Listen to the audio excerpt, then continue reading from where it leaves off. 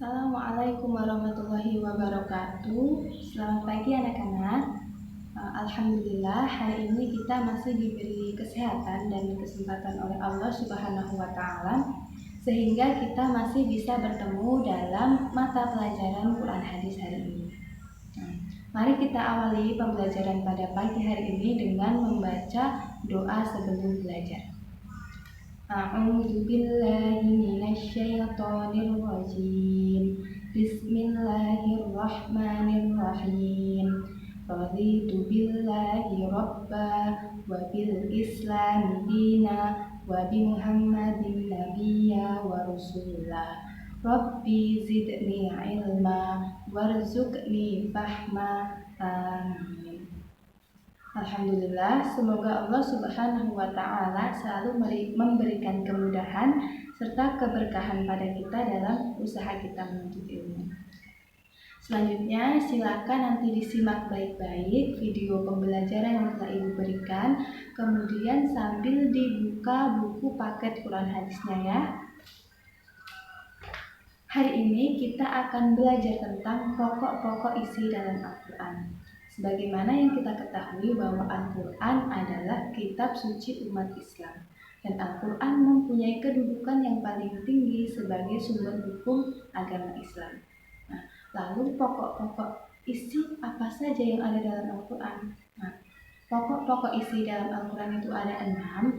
Yang pertama adalah masalah akidah, kemudian yang kedua masalah ibadah dan muamalah, yang ketiga masalah akhlak, yang keempat masalah hukum, yang kelima masalah sejarah atau kisah umat-umat terdahulu, kemudian yang terakhir tentang dasar ilmu pengetahuan atau sains.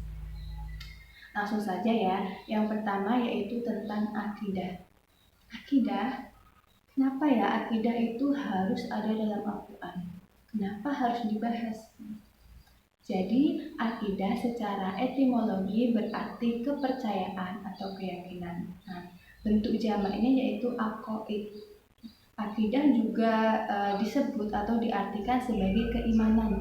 Jadi, orang-orang yang berakidah adalah orang-orang yang beriman atau orang-orang mukmin. Nah, sedangkan secara terminologi, akidah adalah segala sesuatu yang harus diyakini dalam hati.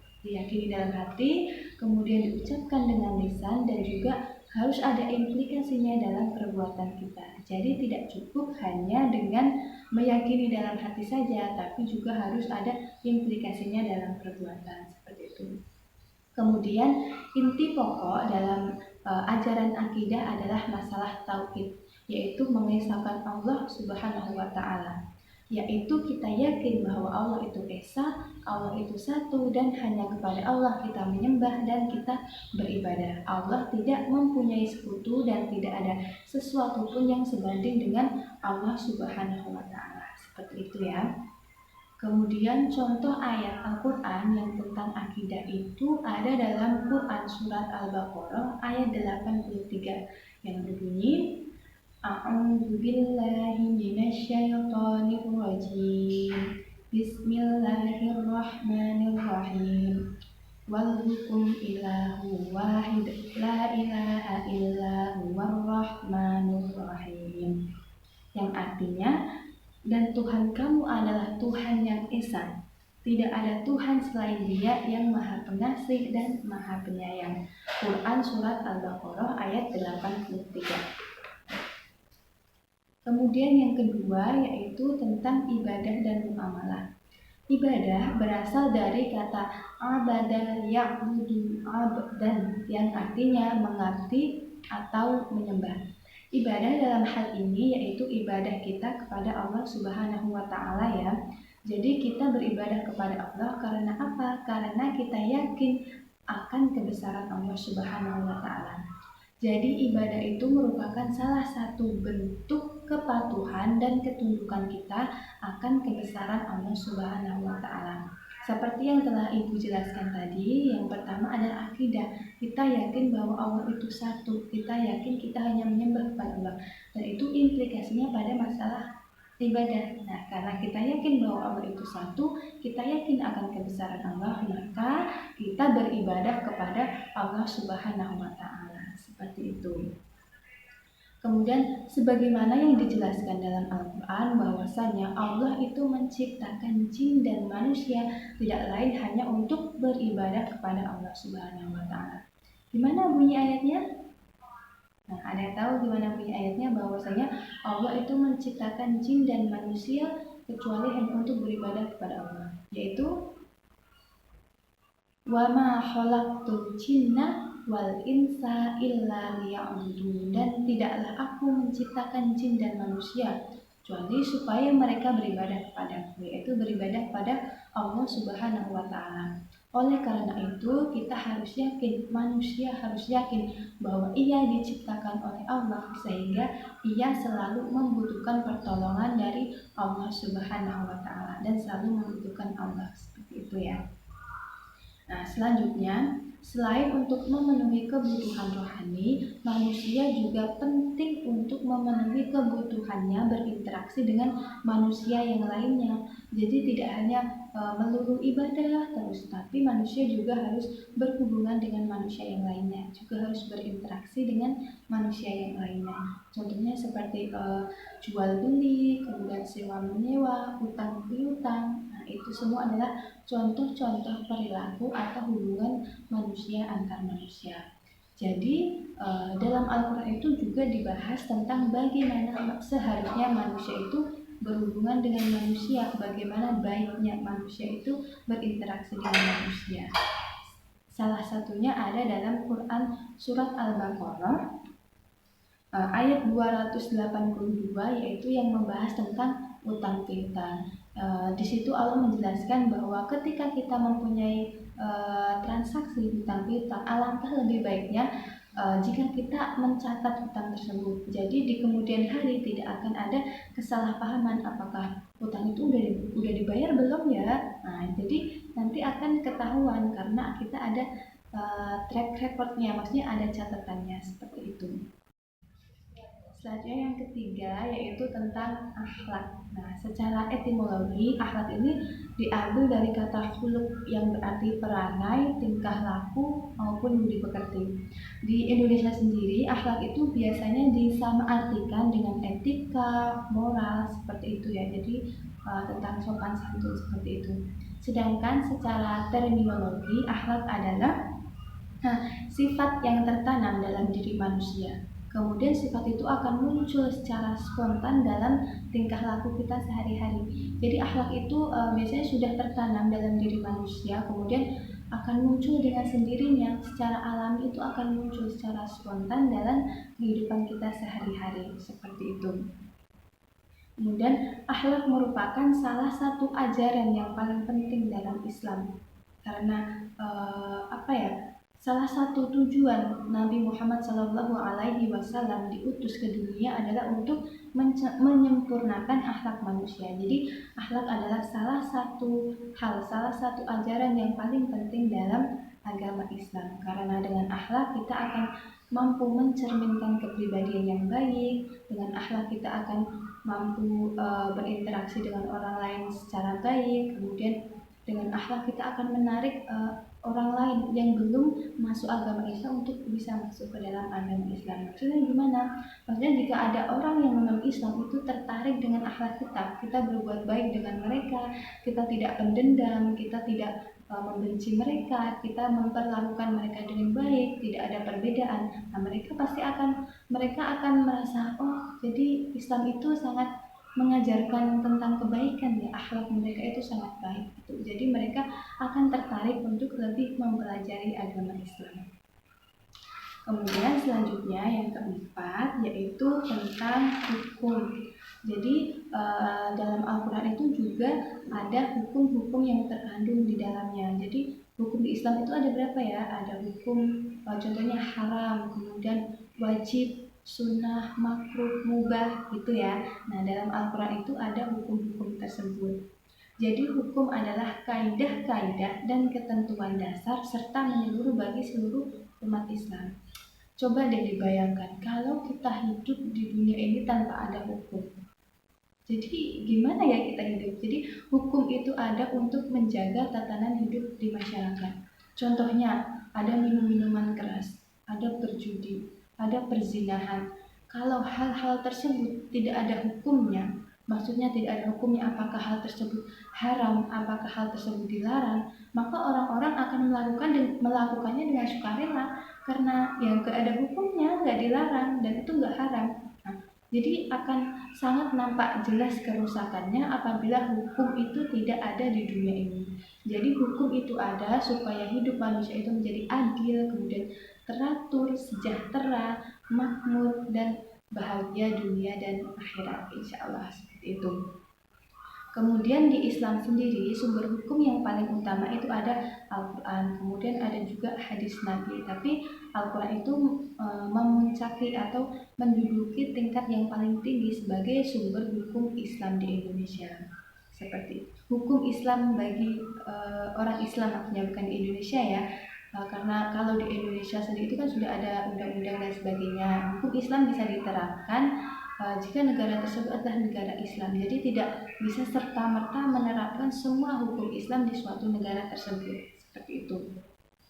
Kemudian contoh ayat yang mengandung hukum dalam Al-Quran itu ada dalam Quran surat Al-Ma'idah ayat 90, yang artinya, wahai orang-orang yang beriman, sesungguhnya minuman keras, berjudi, mengundi nasib, kemudian menyembah berhala itu semuanya haram, semuanya perbuatan setan, perbuatan keji, maka jauhilah.